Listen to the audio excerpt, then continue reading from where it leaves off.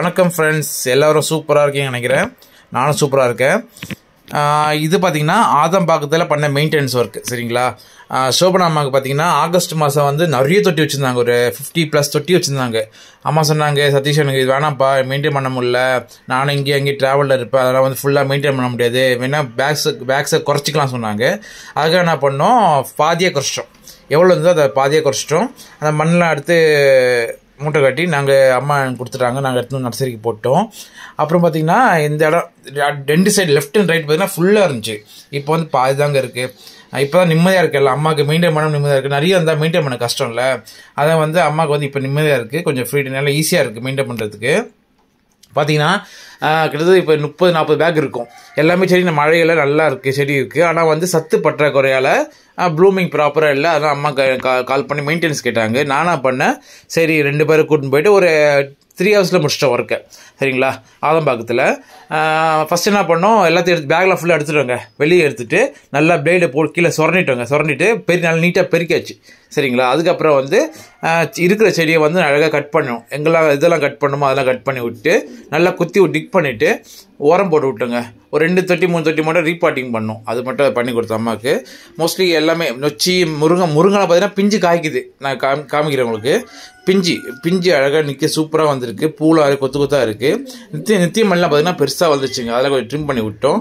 அரளி பார்த்தீங்கன்னா சூப்பராக, எல்லா செடியும் நல்லா இருக்குங்க, சூப்பராக வந்துச்சு. மழை தண்ணி பட்டாலே சூப்பராக செடி நல்லா வந்துடும். சரிங்களா? அதனால் வந்து நல்லா அழகாக இருக்குது.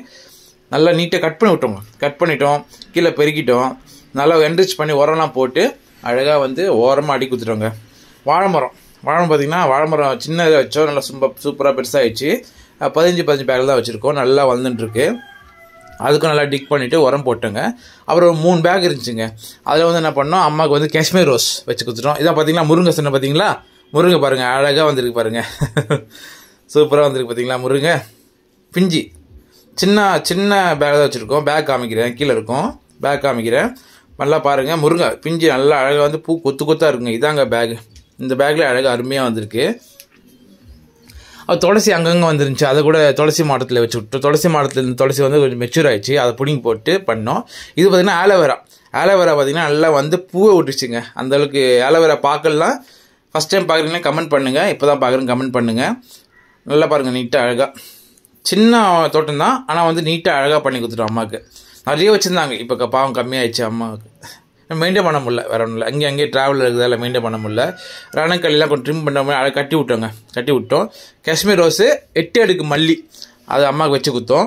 வெத்தலை கேட்டாங்க, அதை மட்டும் தொட்டி படிக்கட்டில் கீழே வச்சு ஃபஸ்ட் ஃப்ளோரில் வச்சுருக்கேன். அதை வெத்தலை வச்சு அம்மாவுக்கு அதை கொடுத்துட்டு வீட்டுக்குள்ளே கொடுத்துட்டேன். வெத்தலை பார்த்திங்கன்னா ஷேடில் வரும். நீங்கள் வந்து வெயிலில் வச்சிங்கன்னா வெயிலில் வந்து அப்படியே எல்லாம் வந்து காஞ்சி போயிடும். வெத்தலை எப்பவுமே வந்து மாடரேட் சன்லைட்டில் இல்லை வந்து இன்டைரக்ட் சன்லைட் தான் வைக்கணும். சரிங்களா? அழகாக முடிச்சுட்டு பார்த்தீங்கன்னா அதான் திருநூற்று பட்சத்தில் அம்மாவுக்கு ரொம்ப உயிர். வாசனை தூக்கும், நல்லா இருக்கும். நல்லா சூப்பராக அருமையாக வந்து நல்லா பெருக்கிட்டு அடிக்கிட்டோங்க. நீட்டாக பார்க்க அழகாக இருக்க மாதிரி அடிக்கிட்டோம். புத்தர் வந்து உள்ளே இந்த பக்கம் இருந்தார், தூக்கி நந்தவனம் மாதிரி தூக்கி உள்ளே வச்சிட்டோம். அவரை துளசி மாடு நடுவில் சென்டராக வச்சிட்டோம். அழகாக இருக்குது பாருங்கள். நித்தியமெல்லாம் அழகாக வந்து நீட்டாக பண்ணி அழகாக அது உரம் கொடுத்து நீட்டாக ஓரமாக வச்சாச்சு. முள்ளை இருந்துச்சு, முள்ளை ஃபுல்லாக அந்த பூச்சி இருந்துச்சுங்க. அந்த பூச்சி வர இப்போ டிசீஸ் வரும் அதுக்கு. அதை கட் பண்ணி விட்டோம். நல்லா பெருகிட்டோங்க. நீட்டாக பெருக்கி தண்ணி ஊற்றியாச்சுங்க. சூப்பராக வந்துச்சு.